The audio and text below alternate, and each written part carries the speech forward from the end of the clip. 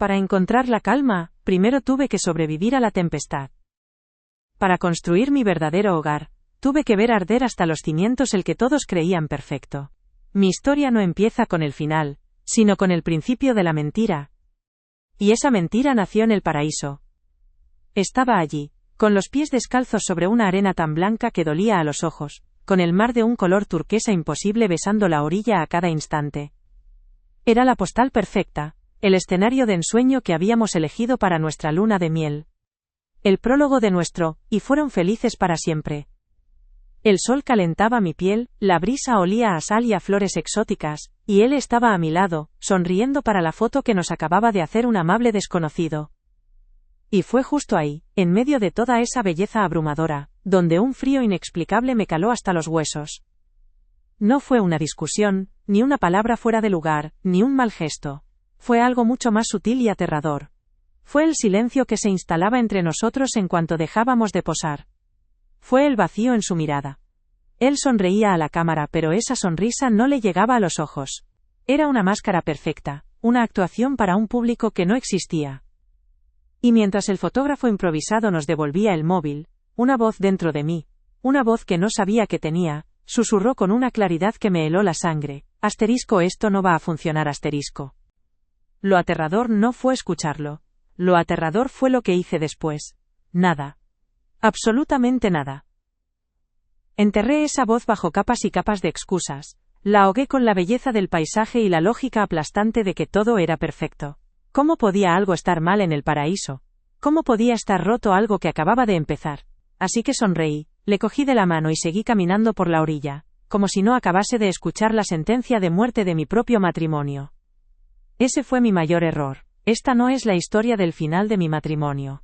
Es la crónica de todos los años que pasé ignorando mi propio instinto, traicionándome a mí misma a cada paso.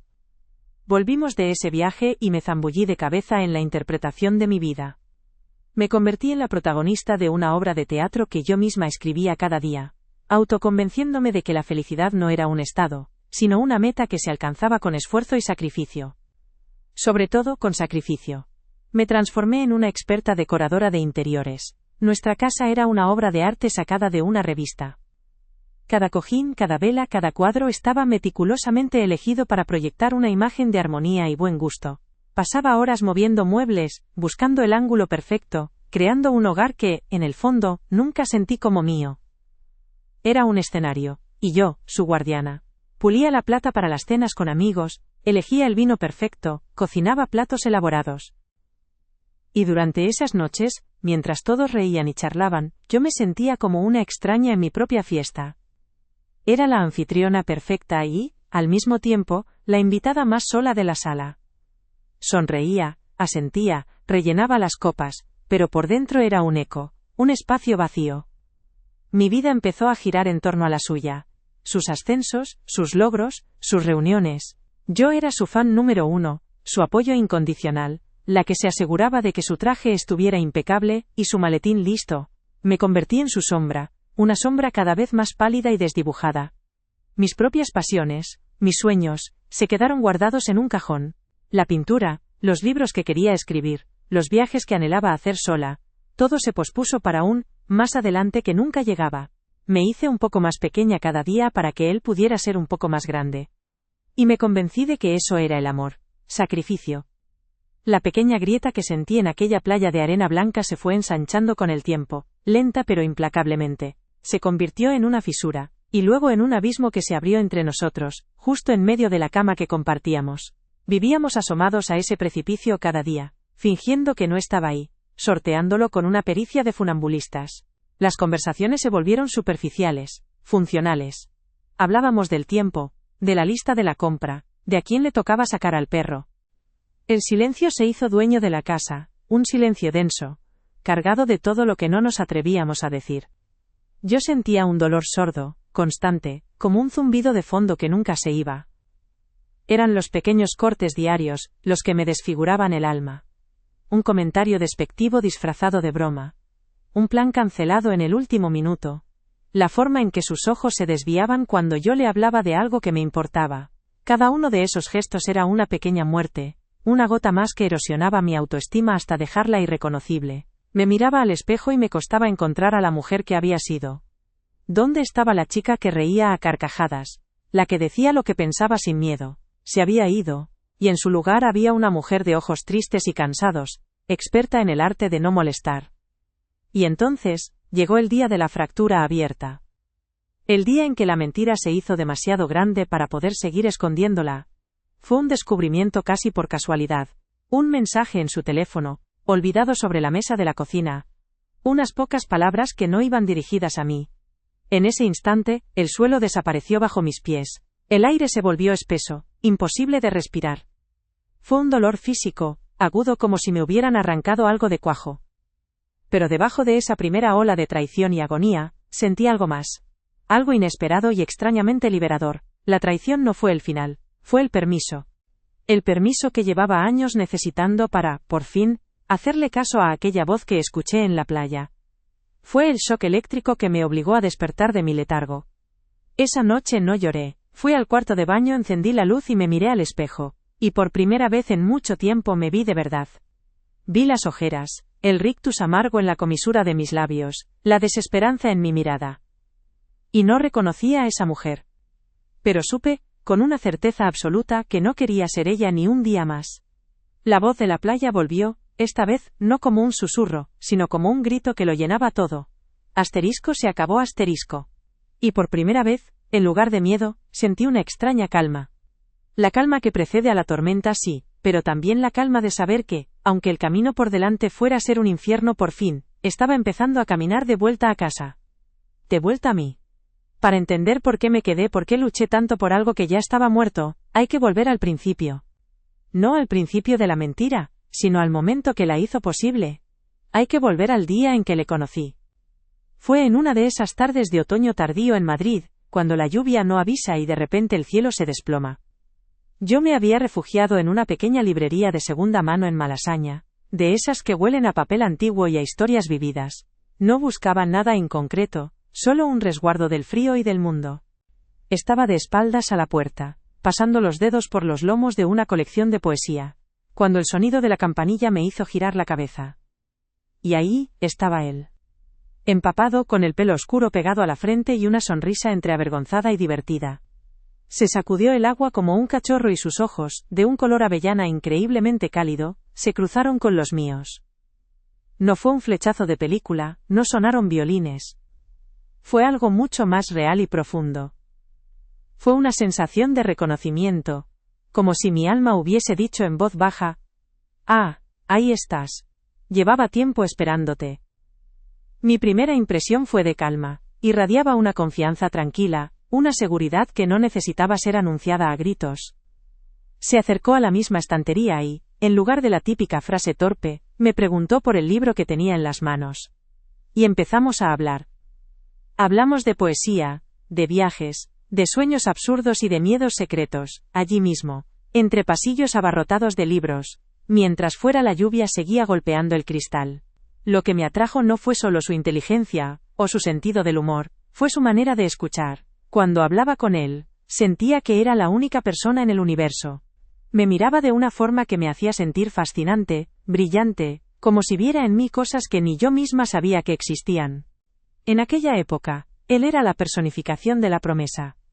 Era ambicioso, sí, pero su ambición parecía noble. Hablaba del futuro no como una conquista, sino como un proyecto que quería construir, un lugar mejor. Tenía ese don de hacer que todo pareciera posible, sencillo.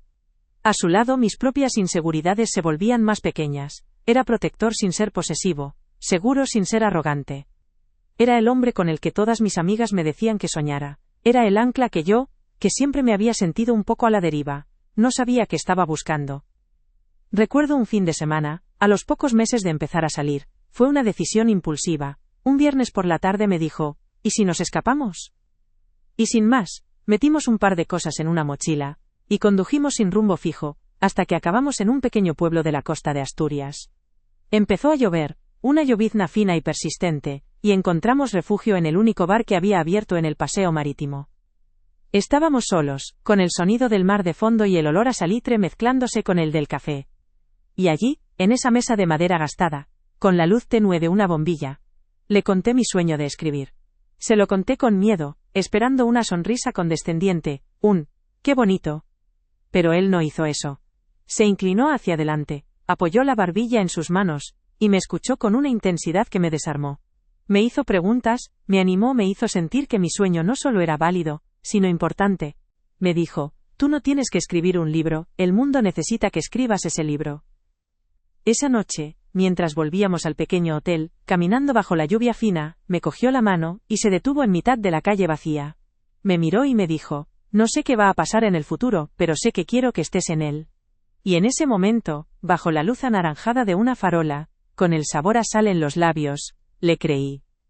Creí con cada fibra de mi ser que había encontrado mi hogar. Creí que esa sensación de plenitud, de ser vista y amada por quien era, duraría para siempre. En aquel entonces, yo no sabía que las promesas más bonitas son a veces los cimientos de las jaulas más perfectas. No sabía que estaba memorizando cada uno de esos gestos, cada palabra, para poder usarlos más tarde como un bálsamo sobre heridas que él mismo me abriría. En ese momento, solo había felicidad. Una felicidad pura, deslumbrante y, en apariencia, inquebrantable. Y me aferré a ella con todas mis fuerzas. El paso del noviazgo al matrimonio fue tan orgánico, tan fluido, que casi no noté la transición. Parecía el siguiente capítulo lógico en el libro que estábamos escribiendo juntos. La pregunta no fue un ¿quieres?, sino un ¿cuándo? Y él, que siempre supo leer mis deseos antes de que yo misma los formulara, eligió el momento y el lugar con la precisión de un cirujano del alma. Fue una tarde de primavera, casi un año después de aquel fin de semana en Asturias. Yo acababa de recibir la noticia de que un pequeño relato mío había ganado un concurso local. No era el Pulitzer, ni siquiera un contrato editorial, pero para mí lo era todo. Era la primera validación externa, la primera prueba tangible de que mi sueño no era solo un delirio. Se lo conté por teléfono, con la voz temblorosa de emoción, y su reacción fue de un entusiasmo tan puro que sentí que la victoria era de los dos. Esta noche lo celebramos, me dijo. Ponte guapa. Te recojo a las 9 y te llevo a un sitio especial. Me llevó a una azotea escondida en el centro de Madrid, un jardín secreto con vistas a los tejados iluminados de la ciudad. Había una mesa para dos, velas y el murmullo de la ciudad a nuestros pies. Hablamos de mi relato, del futuro, de todos los libros que escribiría. Y él me escuchaba con esa intensidad suya, la que me hacía sentir la mujer más brillante del mundo. Entonces, al final de la cena, sacó una pequeña caja de terciopelo. No se arrodilló. No hizo un gran discurso. Simplemente me miró a los ojos, esos ojos color avellana que eran mi hogar, y me dijo: quiero construir un mundo donde tengas todo el tiempo y la paz que necesites para escribir cada historia que llevas dentro. Quiero ser el hombre que te vea recoger todos los premios. Cásate conmigo y hagámoslo realidad. No fue una petición. Fue una promesa. La promesa de una vida entera juntos. Una vida donde mis sueños tenían un lugar de honor. Y yo dije que sí. Dije que sí con lágrimas en los ojos, con el corazón a punto de estallar, convencida de que no había un hombre en la tierra que me entendiera y me amara de una forma tan completa. Los primeros años de casados fueron una vorágine de construcción. Construimos un hogar, compramos nuestro primer piso, un lienzo en blanco que llenamos con muebles montados por nosotros mismos, con risas y con proyectos. Construimos una vida social, nos convertimos en la pareja perfecta, los anfitriones ideales, los amigos en los que todos confiaban. Y sobre todo, construimos un futuro. Nuestro plan era una obra de ingeniería perfecta. Él se centraría en su carrera, en ascender rápidamente para darnos la estabilidad económica que necesitábamos. Y yo, mientras tanto, le apoyaría en todo, mantendría nuestro hogar en orden y, en mis ratos libres, escribiría. El plan era que, una vez él alcanzara cierto estatus, yo podría dejar mi trabajo y dedicarme en cuerpo y alma a la literatura. Sonaba perfecto. Era un sueño compartido, un esfuerzo de equipo. Yo planificaba las cenas que le ayudarían a conseguir un ascenso. Él me regalaba ediciones especiales de mis libros favoritos. Yo me aseguraba de que su mundo funcionara sin fricciones para que él pudiera concentrarse en conquistarlo. Él me prometía que esa conquista era para nosotros, para nuestro futuro. Vivíamos en una burbuja de propósito compartido, de una energía casi febril. Éramos invencibles. Y en medio de toda esa construcción, hubo momentos de una felicidad tan pura, tan deslumbrante, que su recuerdo se convirtió en el ancla que me mantuvo atada a un barco que se hundía durante años. Si tuviera que elegir uno, solo uno, sería una tarde de sábado cualquiera, unos meses después de mudarnos a nuestro primer piso.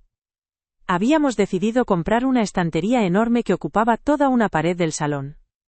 Llegó desmontada en 3 cajas gigantescas y con un manual de instrucciones que parecía escrito en otro idioma. Pasamos horas intentando descifrarlo. Él, tan seguro y competente en su mundo, estaba completamente perdido entre tornillos y listones de madera. Yo, que nunca había sido especialmente manitas, intentaba dirigir la operación con más entusiasmo que acierto. El sol de la tarde entraba a raudales por el ventanal, llenando el salón de un polvo dorado que flotaba en el aire. Sonaba nuestra música favorita en un altavoz portátil.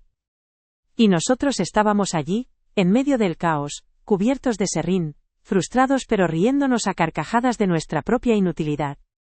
Recuerdo que en un momento dado, después de que una balda se nos cayera por tercera vez, él soltó las herramientas, se dejó caer de espaldas en el suelo y me arrastró con él. Nos quedamos allí tumbados, mirando el techo desnudo, rodeados de piezas de madera y tornillos esparcidos por el parqué. Su brazo estaba debajo de mi cabeza, y yo podía sentir el ritmo tranquilo de su respiración. No dijimos nada durante un rato. Solo existía el sonido de la música, nuestra respiración, y la luz cálida del sol en la cara. Y en ese silencio, sentí una paz, una sensación de pertenencia tan absoluta que me llenó por completo. Me giré para mirarle, y él, ya me estaba mirando. Tenía una sonrisa pequeña, genuina, de esas que sí le llegaban a los ojos. ¿Sabes qué?, me dijo en voz baja, podemos llamar a un montador mañana, asentí. Pero, continuó, acercándome más a él, ningún montador nos habría regalado esta tarde. Y me besó. Un beso lento, sin pasión desbordada, un beso que sabía ahogar, a complicidad, a la certeza absoluta de estar exactamente en el lugar correcto del universo. Ese momento, esa tarde de sábado, con el sol dorando un salón a medio construir, se convirtió en mi talismán. Durante años, cuando el silencio se hizo denso, cuando su mirada se volvió vacía, yo cerraba los ojos y volvía a ese suelo de madera.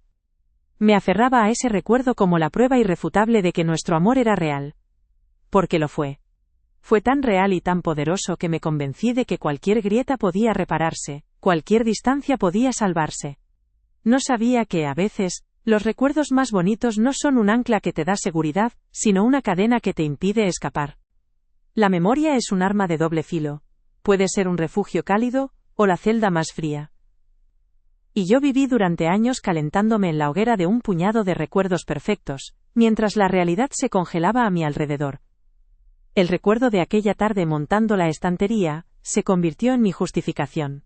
Cada vez que sentía el frío de su indiferencia, cada vez que una palabra suya me dejaba una herida invisible, yo cerraba los ojos y volvía a ese suelo de madera, al polvo dorado flotando en el aire, a la certeza de que el amor verdadero existía porque yo lo había tocado. Pero los recuerdos no alimentan, y yo me estaba muriendo de hambre.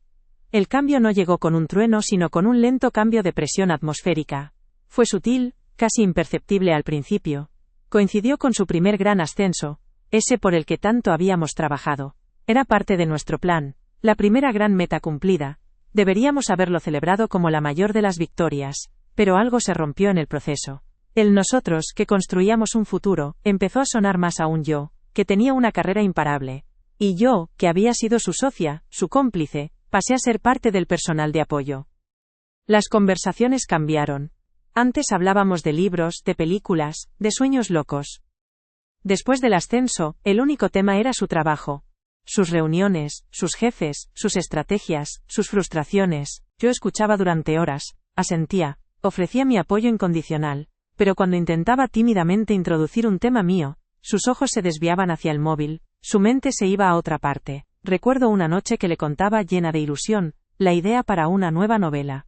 Estaba describiéndole el personaje principal cuando me interrumpió, sin levantar la vista de la pantalla. ¿Crees que debería llevar la corbata azul o la gris a la reunión de mañana?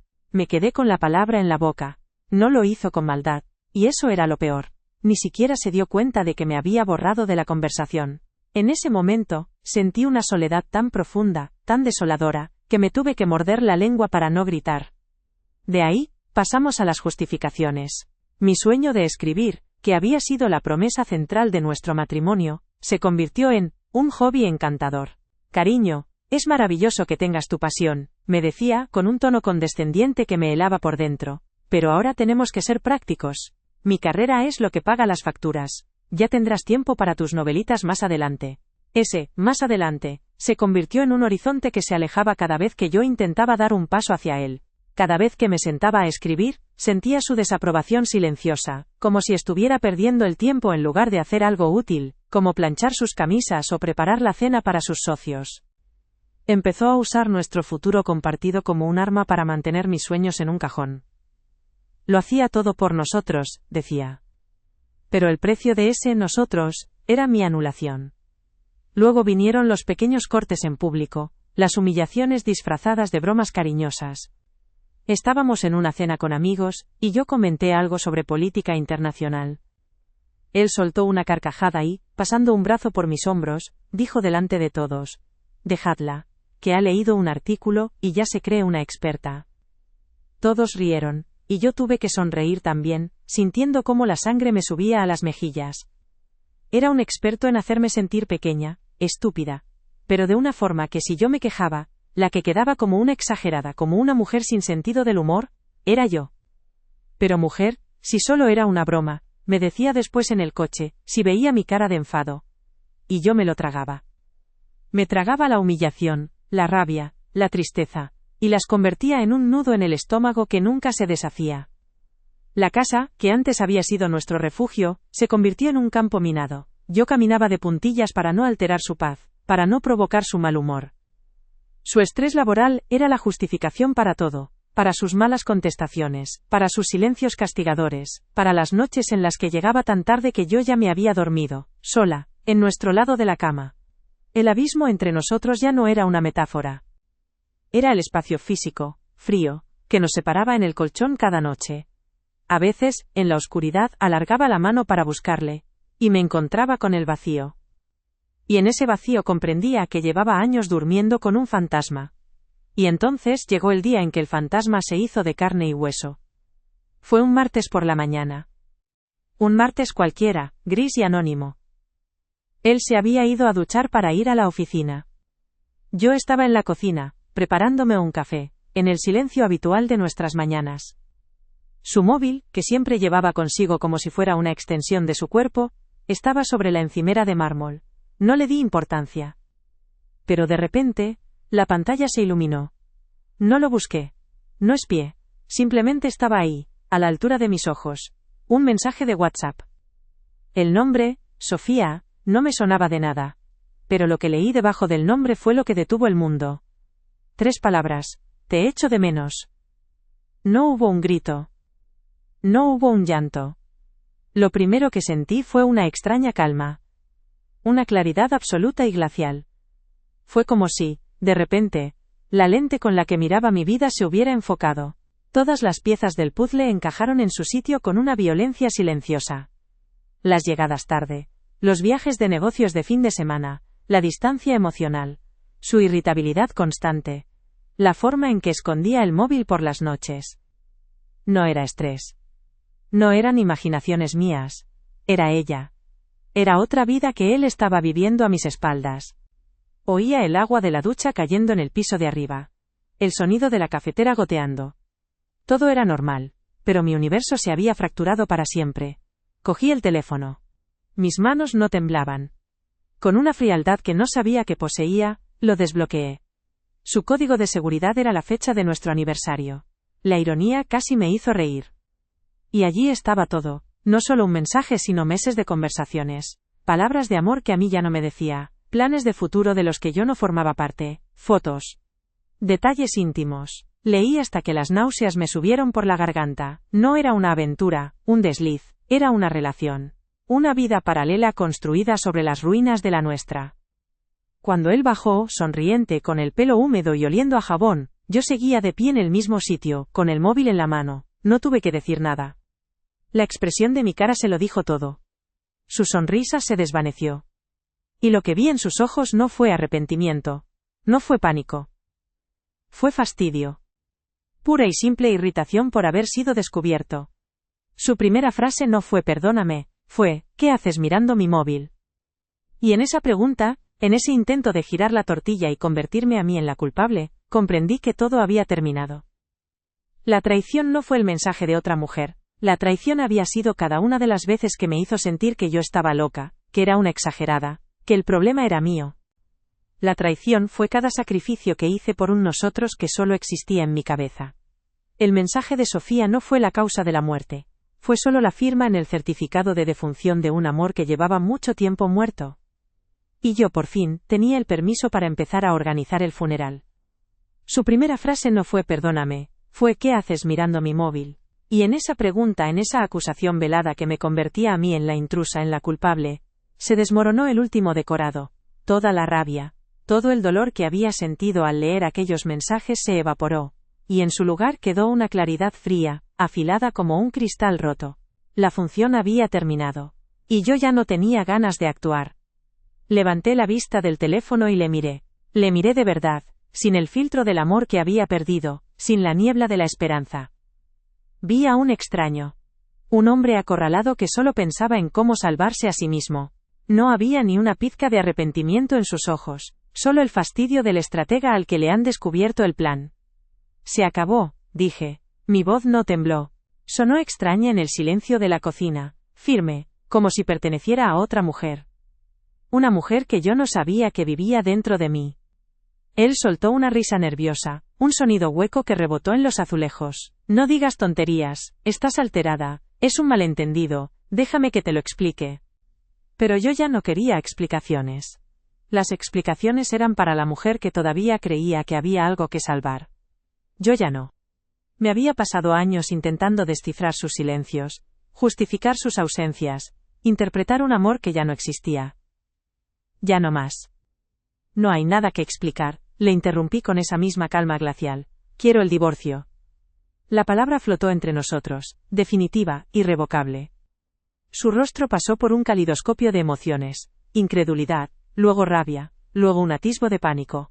Pero la que dominaba era la indignación. La pura y arrogante indignación, de quien no puede creer que la alfombra sobre la que pisa se atreva a moverse. ¿Divorcio? ¿Estás loca? ¿Vas a tirar por la borda todos estos años por una estupidez? Y esa fue la verdadera gota que colmó el vaso, no la infidelidad, sino que la llamara una estupidez. Mi dolor, mi humillación, los años de anulación, todo reducido a una simple estupidez. En ese instante supe que había tomado la decisión correcta. No hubo más gritos. No hubo un portazo. Simplemente cogí mi bolso, las llaves del coche y salí de la casa que había decorado con tanto esmero. Sintiendo por primera vez en mucho tiempo que no huía, sino que caminaba hacia adelante. Los días siguientes fueron una niebla de trámites y conversaciones dolorosas. Nuestra casa, mi obra maestra de la apariencia, se convirtió en un mausoleo. Dos extraños compartiendo un espacio cargado de recuerdos que ahora pesaban como lápidas. Dormía en el cuarto de invitados, y por las noches oía sus pasos en el pasillo, como los de un fantasma en una casa que ya no era suya. Él intentó la estrategia del arrepentimiento, luego la de la manipulación emocional, recordándome los buenos tiempos, como si el recuerdo de un día de sol pudiera curar una herida de muerte. No funcionó. La mujer que se aferraba a esos recuerdos se había ido para siempre. Contárselo a la familia y a los amigos fue como enfrentarse a un tribunal popular. El coro de los bienintencionados me susurraba al oído, ¿estás segura? Todos los matrimonios tienen baches, pero si erais la pareja perfecta. Cada una de esas frases era una pequeña puñalada, porque me obligaba a verbalizar la mentira en la que había vivido. Nadie veía las grietas porque yo me había convertido en una experta en taparlas. Tuve que soportar miradas de pena, consejos no pedidos y la terrible sensación de que, para muchos, la culpable de romper la postal perfecta era yo. No fue un divorcio amistoso, fue una guerra de desgaste. Él, que no podía soportar la pérdida de control, se aferró a lo material como un náufrago a una tabla. Luchó por cada silla, por cada cuadro, por la estantería que un día montamos entre risas en una tarde de sábado soleada. Verle discutir por esos objetos con una frialdad de contable fue una de las experiencias más liberadoras de mi vida. Comprendí que él no luchaba por los recuerdos, luchaba por los trofeos de una vida de éxito que se le escapaba de las manos. Yo le dejé quedarse con casi todo. Mi único botín de guerra era mi libertad. Y eso no tenía precio. El día de la firma llegó en una mañana gris de noviembre, a juego con mi estado de ánimo. Estábamos en la fría oficina de los abogados, sentados en extremos opuestos de una larga mesa de caoba. No nos miramos. El único sonido era el murmullo del abogado explicando los últimos puntos, y el rasgueo de su bolígrafo sobre el papel. Cuando llegó mi turno, cogí el bolígrafo. Pesaba 1 tonelada. Sentí el peso de todos los años, de todas las promesas rotas, de todos los sueños que se habían convertido en cenizas. Miré el papel. Mi nombre junto al suyo, unido por una última conjunción. Y al estampar mi firma, al trazar las letras que me devolvían mi apellido de soltera, no sentí una explosión de alegría. No hubo fuegos artificiales.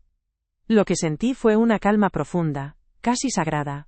Fue como si una armadura que llevaba puesta durante años, una que me oprimía el pecho y me impedía respirar, se hubiera desintegrado, convirtiéndose en polvo. Sentí tristeza, sí. La tristeza por el final de un sueño en el que una vez creí con toda mi alma. Sentí miedo, un vértigo aterrador ante la página en blanco que era mi futuro. Pero por encima de todo, sentí un alivio inmenso. El alivio de soltar un peso que ya no podía soportar. Esa firma no era el epílogo de una historia de amor fallida. Era el prólogo. Mi prólogo. La primera palabra de un libro que por fin, iba a escribir con mi propia voz. Salí de aquel despacho de abogados, y por primera vez en meses, el cielo gris de noviembre no me pareció una amenaza, sino una promesa de calma. No llovía. El aire era frío y limpio, y cada bocanada que tomaba se sentía como la primera de mi vida. No me fui a celebrarlo. No llamé a nadie. Conduje sin rumbo hasta que llegué a la costa, a un pueblo pequeño que no conocía. Aparqué el coche frente al mar, ese mar de invierno furioso y gris, tan distinto al de aquella playa del paraíso. Y allí, sentada en la arena fría, con el viento golpeándome la cara, lloré. Lloré por la chica que se casó llena de sueños, lloré por la mujer que se perdió en el camino, y lloré por el amor que había sido real, antes de pudrirse. Fue un luto necesario. Un funeral con un único asistente, frente a las olas que se llevaban, una a una, las cenizas de mi vida anterior. Los primeros meses fueron un ejercicio de funambulismo sobre el alambre de la soledad. Me mudé a un piso pequeño en el centro, un lienzo en blanco que me aterraba. Las noches eran lo peor. El silencio de la casa era tan denso que podía oír el latido de mi propio corazón, un tambor que marcaba el ritmo de mi miedo. Había momentos en los que la ausencia de su presencia era un dolor físico, un miembro fantasma que seguía doliendo. Me despertaba buscando un cuerpo que ya no estaba a mi lado. Me encontraba cocinando para 2 por pura costumbre. Fueron meses de desaprender una vida entera. Pero en medio de esa soledad, empezaron a florecer pequeñas y tímidas libertades. Una noche, me di cuenta de que podía cenar un bol de cereales viendo una película malísima de los 80 sin que nadie juzgara mi elección. Otra tarde, pasé horas en una librería, sin mirar el reloj, sin pensar en que tenía que volver a casa para preparar la cena. Pinté una pared del salón de un azul intenso, un color que él habría odiado. Llené la casa de plantas, de libros apilados en el suelo, de mi desorden, de mi música. Y poco a poco, ese piso vacío empezó a sonar a hogar. A mi hogar. Sabía que no podía hacerlo sola. La primera llamada que hice fue para pedir cita con una terapeuta. Fue la mejor decisión de mi vida. En su consulta, desentrañé el ovillo de culpas, miedos y tristezas que llevaba dentro. Aprendí a ponerle nombre a lo que me había pasado. Comprendí que el amor no es sacrificio, es equipo. Que hacerse pequeña para que otro brille no es amor, es eclipse. Y lo más importante, empecé a perdonarme. Me perdoné por haber ignorado mi instinto, por haberme traicionado, por haber tardado tanto en despertar. Entendí que no fui débil, fui leal a una promesa, incluso cuando la otra persona ya la había roto. Reconecté con las amigas que mi matrimonio había relegado a un segundo plano. Volvieron los cafés sin prisa, las risas hasta que doliera el estómago, las noches de vino y confesiones. Ellas no me vieron como una mujer rota, sino como la amiga que, por fin, estaba de vuelta. Y desempolvé el cajón donde había guardado mis sueños. Volví a escribir. Al principio con torpeza, como si mis dedos hubieran olvidado el camino. Pero luego, las palabras empezaron a fluir, como un río que rompe un dique. Ya no escribía para demostrar nada a nadie, escribía para mí, para sanar, para entenderme. Hoy, mi vida no se parece en nada a la de antes. Vivo en ese mismo piso azul que ahora rebosa de vida. Mis mañanas empiezan con el olor a café recién hecho y el sonido de mis dedos sobre el teclado. He publicado aquel relato que ganó el concurso local, y después otro, y otro. Aún no he escrito la gran novela, pero ya no tengo prisa. Escribir ya no es una meta en un futuro lejano. Es mi presente, mi forma de respirar. Mi rutina es sencilla, y es mía. Hay días de trabajo intenso, y días de no hacer absolutamente nada. He aprendido a disfrutar de mi propia compañía, a ser mi mejor cita. He cambiado. La mujer que se miraba al espejo con ojos tristes ya no existe. Ahora veo a una mujer con algunas arrugas más alrededor de los ojos, sí, pero son de reír. Veo a una mujer que ha aprendido a poner límites, a decir no, sin sentir culpa. He aprendido que la vulnerabilidad no es una debilidad, sino una fortaleza. He aprendido que el amor más importante, el único que es verdaderamente incondicional, es el que sientes por ti misma. Ya no busco un ancla en nadie, porque he descubierto que yo soy mi propio puerto. Si le he perdonado, sí, pero mi perdón no es para él. No es un regalo que le hago para que duerma tranquilo. Mi perdón es mi liberación. Le he perdonado para soltar el último lastre que me unía a ese barco hundido. Perdonar fue entender que su traición hablaba de sus carencias, no de mi falta de valor. Fue dejar de ser la víctima de mi historia para convertirme por fin en la única y absoluta protagonista. No sé qué me depara el futuro, no lo busco con ansiedad. He dejado de hacer planes a 5 años vista. Vivo más en el aquí y en el ahora. No estoy cerrada al amor. Creo en él, ahora más que nunca. Pero en un amor distinto. Un amor entre dos personas completas, que se eligen cada día desde la libertad, no desde la necesidad. Un amor que sume, que no reste. Un amor donde yo no tenga que volver a hacerme pequeña para caber en la vida de nadie. Pero si ese amor no llega, no pasa nada. Porque la gran historia de amor de mi vida ya ha comenzado. Y la estoy escribiendo yo. Cada día, con cada café, con cada página en blanco, con cada carcajada. He vuelto a casa. Y la puerta, esta vez, solo la abro yo. A menudo me pregunto qué le diría a aquella mujer que fui. A la que estaba en la playa con el sol en la cara y un invierno nuclear en el alma, a punto de enterrar su propia verdad bajo una montaña de arena blanca. Si pudiera viajar en el tiempo y sentarme a su lado, justo en ese instante en que la voz le susurró que nada de aquello iba a funcionar, no intentaría convencerla de que se fuera. No le gritaría que corriera. Simplemente, le cogería la mano, la miraría a los ojos y le diría en voz baja, te creo, eso que sientes, ese frío inexplicable, es real. No estás loca. No eres una exagerada, eres sabia. Y esa voz que acabas de escuchar es la parte más honesta de ti. No la silencies. No la entierres. No la traiciones. No tienes que hacer nada con ella ahora mismo, solo hónrala. Reconoce su verdad, porque esa voz es tu brújula, y aunque tardes años en aprender a leerla, un día será la que te guíe de vuelta a casa. Le diría que el amor no exige que te hagas más pequeña para que otro pueda ser más grande, que el amor verdadero no te vacía, te expande, que un hogar no se construye con cojines perfectos y cenas impecables, sino con la paz de poder ser tú misma sin armadura. Le diría que deje de pulir la plata y empiece a pulir sus sueños. Y sobre todo, le suplicaría que se perdone. Que se perdone por tardar en reaccionar, por creer en promesas que nacieron rotas, por ser leal a un barco que ya se había hundido. Le diría, no fuiste débil. Fuiste valiente. Luchaste hasta el final por un sueño. Y ahora, te toca empezar a luchar por ti. Y a ti, que quizás me estás escuchando ahora desde el borde de tu propio abismo, con el corazón hecho un nudo y una sonrisa ensayada en la cara. A ti, que sientes ese dolor sordo y te dices a ti misma que no es para tanto, que son cosas tuyas. A ti, que caminas de puntillas por tu propia casa por miedo a romper una paz que en realidad no existe.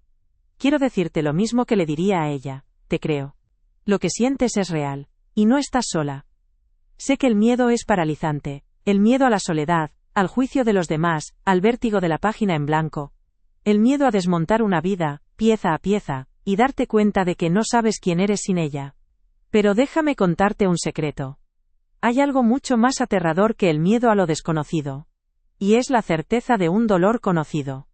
La certeza de despertarte cada mañana sintiendo que te falta el aire, que una parte de ti se muere un poco más cada día.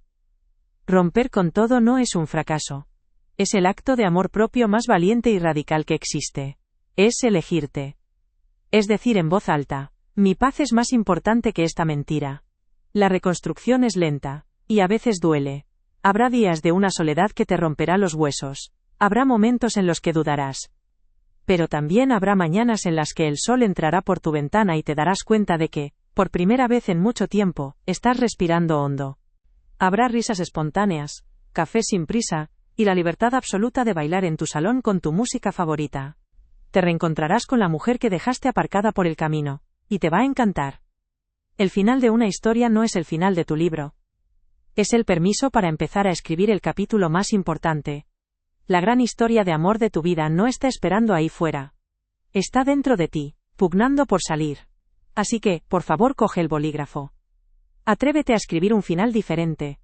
Uno, en el que la protagonista no es rescatada por nadie, porque aprende por fin que la heroína de esta historia siempre, siempre, has sido tú.